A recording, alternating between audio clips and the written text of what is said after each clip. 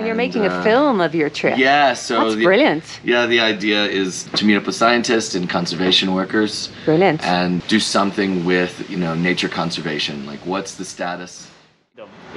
Obviously, there is a lot of illegal trafficking going on. He called it NARCOS, so mostly related to drug dealing. But just say.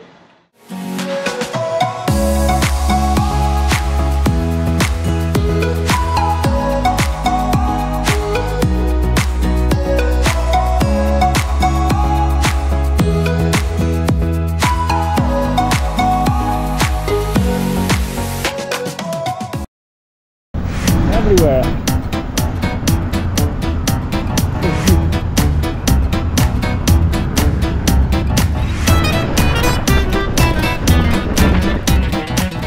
Morning time in Mexico is all go, and we're no exception.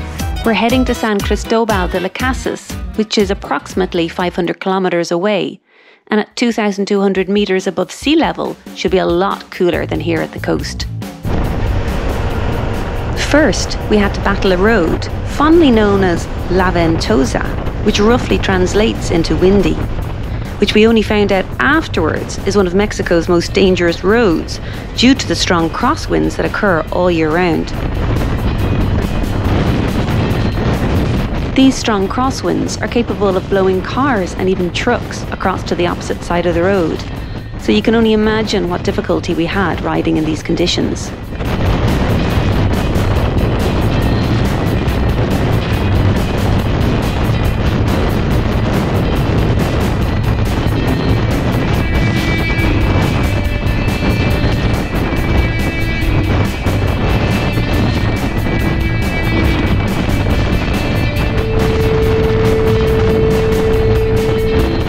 With the constant wind, heavy vehicles and multiple potholes, this really wasn't one of my most favourite rides.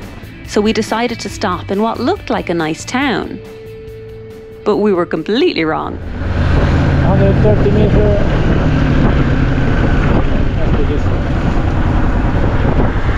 Does it say so? Yeah, there you have. Internet, TV, klima, and restaurant, everything you have. Davide finished with the bikes as the sun was going down, and we noticed there was rather a lot of police still hanging around. You can see the sun is just going down at the back of the palm trees. In the palm trees? And there's a big police presence here, so there are actually two big patrol police cars right in the car park of the hotel. If you can see right there. And so I spoke to a couple of the guys. One of them actually was good, cool. The boss is a biker, has a big Yamaha and so on. So we had a good chat. So I asked, what's the story with so much police and is it a safe town? And he says, no.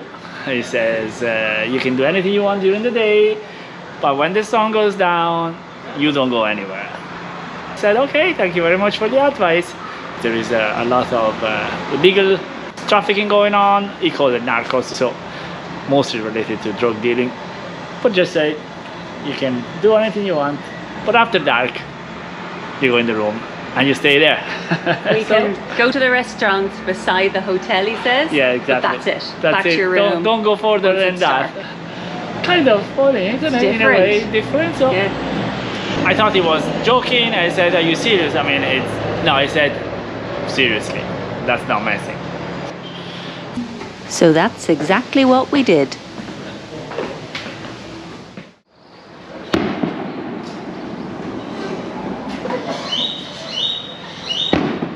The following morning we were woken with shots fired in the sky again, but that seems to be a common church celebratory thing.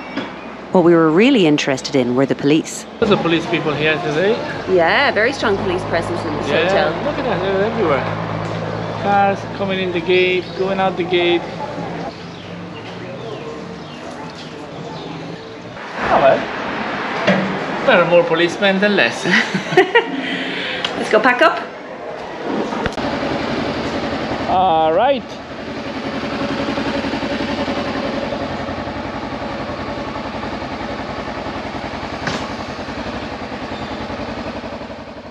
In the security of the morning sun, we decided to go and see what a Narcos town looks like.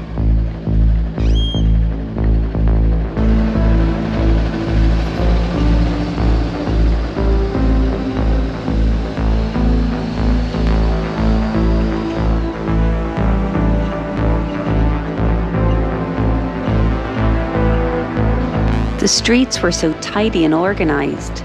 It was a very clean town. The shops still played music.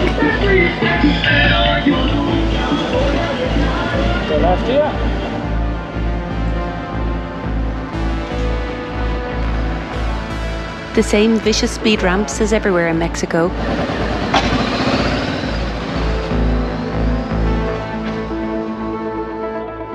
Some buildings were pretty, but had secure walls and railings.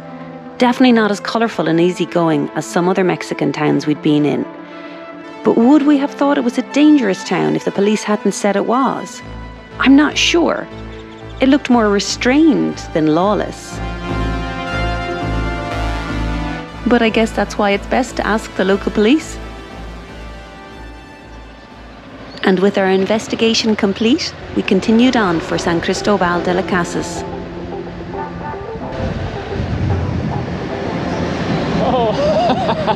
Whoops, took that too fast. Yeah. That was a good jump.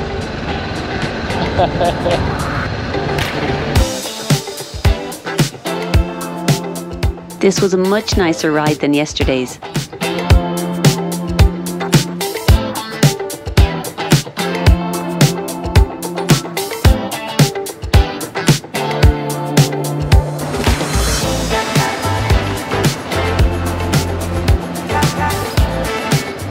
On entering the Chiapas region, we noticed a further increase in police presence. This really is an ongoing theme in Mexico, and we're quite comfortable with it by this stage.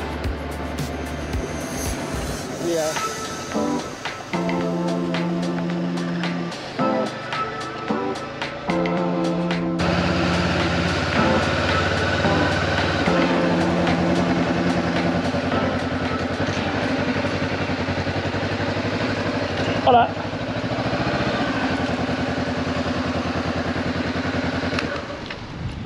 Buenos días, caballero. Buenos días. Ejército mexicano.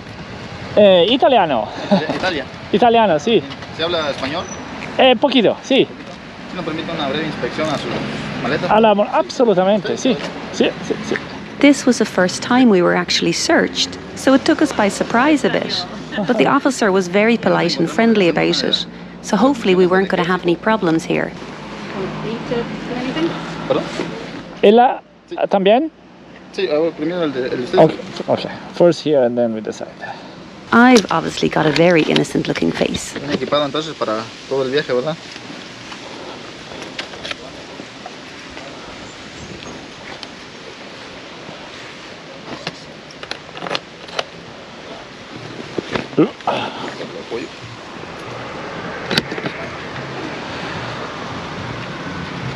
¿Esto qué es?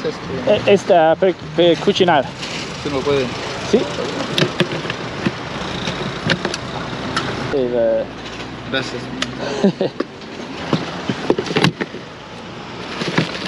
¿Está bien? Gracias. Ok. Bien seguro. Gracias. Gracias a ti. Buenos días. All good, and we're off again. Ok. Señor, gracias. Buenos días.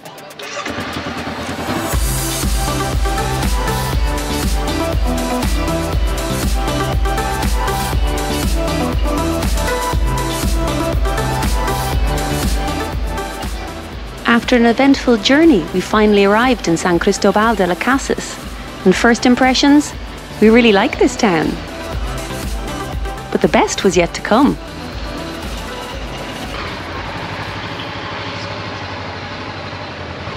Loads of time. When we travel, not only do we enjoy the places we visit, but we love the people we meet. There we go. And at our hostel, we had the good fortune to meet filmmaker and fellow traveller Greg Taylor.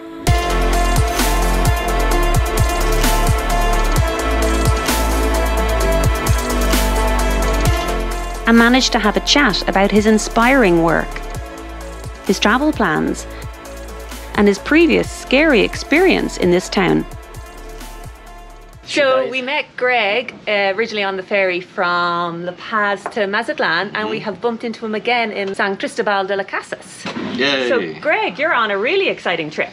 Yeah. So, like you guys, I'm just heading down, as you know already now, but just heading south to Patagonia. You know, originally just like, oh, I'll get there February. Now that's changing. Like, oh, maybe it's March, maybe it's April, I don't know, and as soon as I can get there.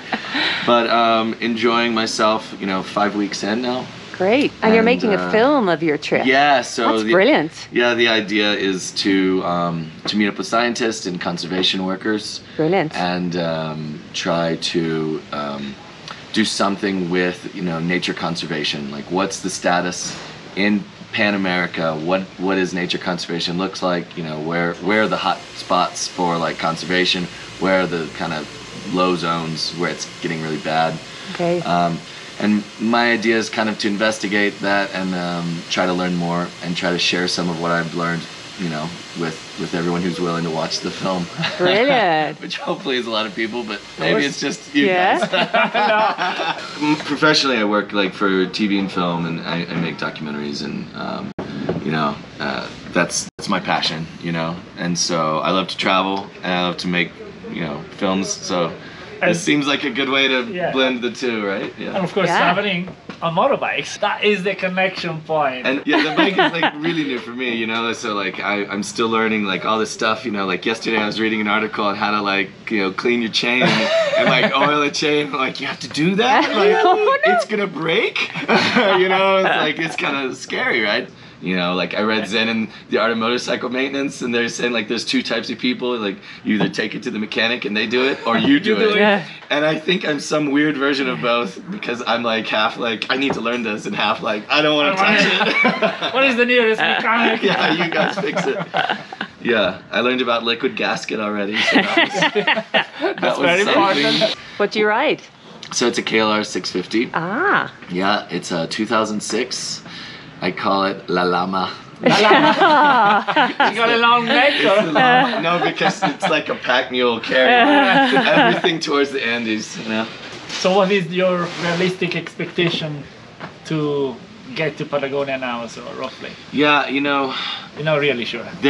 I really am attempting to do this Antarctica business, where if I can get on a boat and do some sort of a trade, maybe a you know, commercial for a spot, or a friend of mine works there, and maybe there's some sort of way I can get on this boat.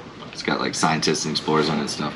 So my original goal was like, okay, get to Ushuaia, buy the last boat, and get on that boat to go and try to go to Antarctica. Maybe they'll put the bike on the boat. Now get one last ride. You go to ride the KLR cool. On the ice. Then it's like, okay. I mean, that's definitely worth a movie on its own. Yeah, that's just fun. But realistically, if I get the opportunity to go to Antarctica, I will take a flight down there and do it. Yeah. And then just fly back to the bike and continue the trip. So it'll be weird because, you know, everyone wants to get to like Ushuaia, like this like final end of the road. Mm-hmm. And now I have to like be okay with, well, maybe I'm gonna just go there and then go there again, which is and then from there, who knows? Weird. Yeah. From there is a lot of other places to visit after Ushuaia anyway. So and there's all these other things. The world is a very large place. Yeah, and so, you know, another part is like, well, what if I get there and I'm not done, right? And then it's like, okay, well, my thought was, Buenos Aires is like another little, so it's kind of like a giant check mark. You know, but then, you know, I get to Buenos Aires and like, well, I don't want to sell the bike. Maybe I'll just leave it here for a while and come back next season and just continue something. What about Brazil? There is the Amazon. Well, there is the Amazon. An infinite amount of documentary material, I suppose. Yes. So I do luckily already have two different scientists, two different biologists lined up that are in the Amazon, the Peruvian Amazon. So I'm going to be going in. So you're going to this side of it, yes. So two projects. One's like kind of a conservation project. They're trying to like, you know, buy land and keep it from being logged for, you know, agriculture or, you know, cattle, basically. Yeah. That's just kind of like a local community thing that this guy's working on. And then another project is studies mosquitoes and how kind of man-made boats and things will actually kind of like transport mosquitoes to new parts. So the genetic diversity of the mosquitoes is like really important, and understanding it helps, you know, understand like dengue and malaria and all these things that happen, how they transfer and move is really important. So I'm working with someone that's doing some work like that in the Amazon. And apparently there's a road you can continue through and out, and it's like, I guess it's like a logging road or something. It's like not supposed to be good, but hey, some knobby tires, and maybe I just take that. Good enough for the kid. Yeah, we'll see. Yeah, so that'll be. And then Greg told us about the last time he was in San Cristobal de las Casas and his lucky escape. You were telling us that you've already been to San Cristobal de las Casas before, years ago when you were younger, and that was quite scary. Yeah. So I was here when I was 8, and it was I was one of the last buses out before the Zapatista guerrillas, you know, like stormed the, you know, with the capital of the region, which is this, and did took they all, over the was there government this alarm building. in the hotel, and everyone in the hotel was bustled together, or was it your government sent out warnings? No, there's just general unease, and then like, you know, everyone was kind of indicating like, you know, there's some strange things, you know, it's probably time to leave the region, just in case. And then, you know, we left on a night bus, and it was that next morning, you know, at sunrise when they took over the city. Wow. So it was like really crazy. We didn't know about it till we got back.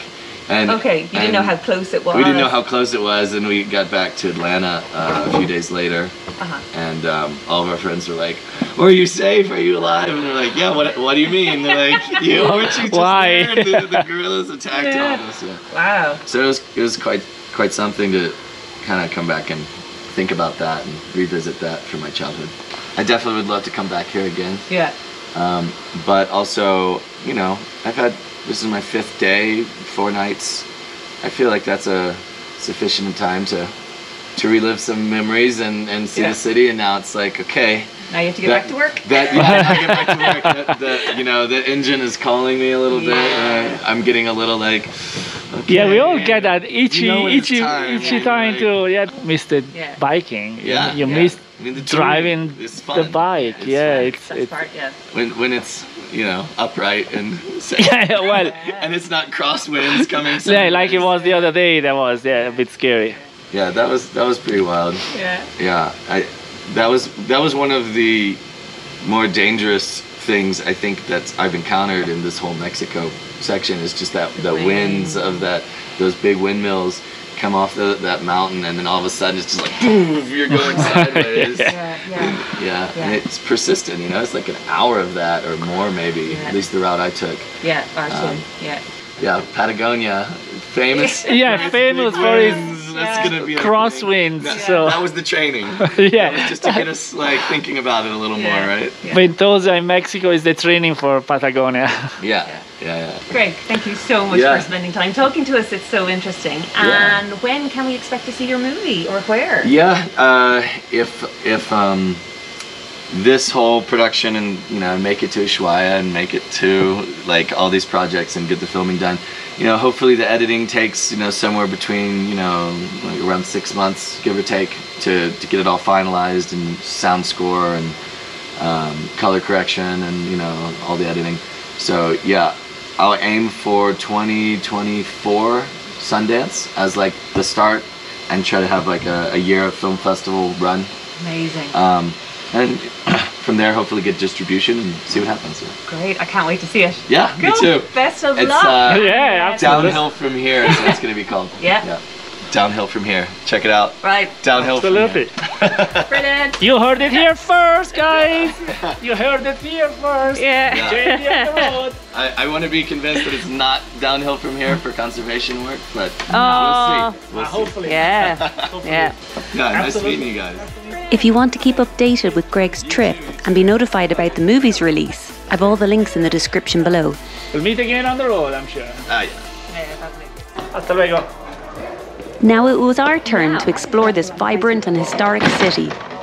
Go up here. Oh, look at that up there. I didn't see that one.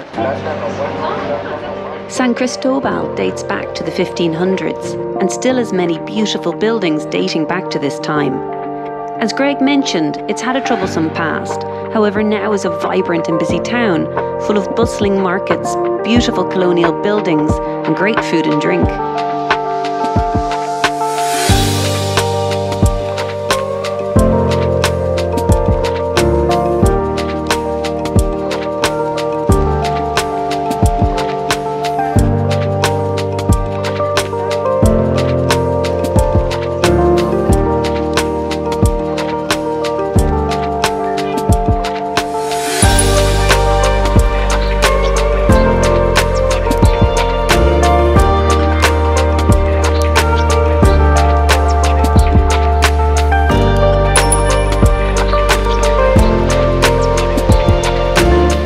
This is the Temple of Our Lady of Guadalupe. It's a little bit of a climb, but totally worth it.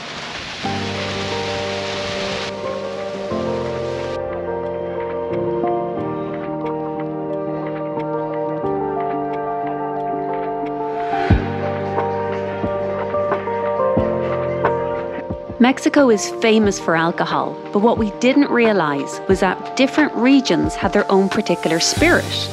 Jalisco is known for tequila, Oaxaca for mezcal, and Chiapas, where we are, has posh, which we really wanted to try tonight. Can we go in? Yeah.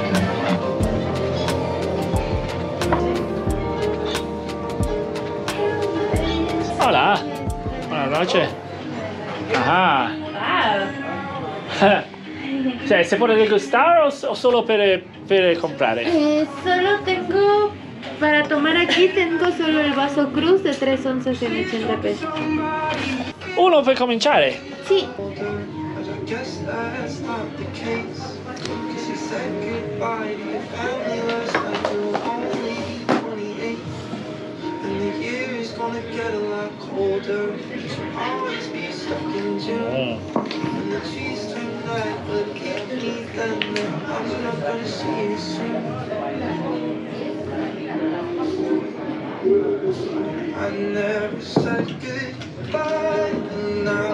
Okay.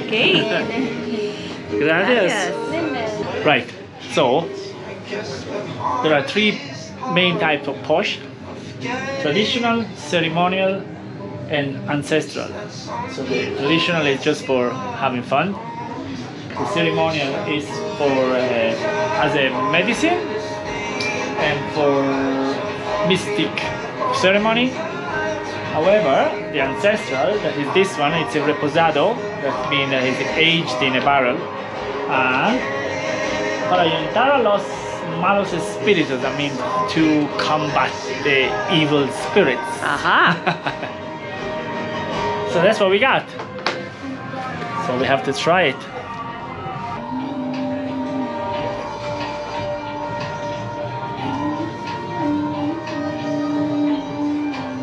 Cheers.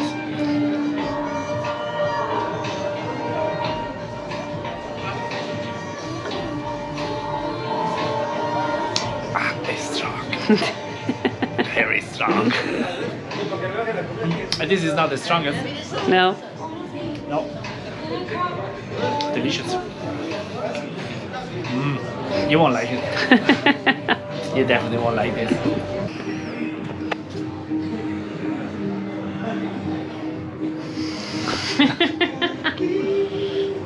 Oh.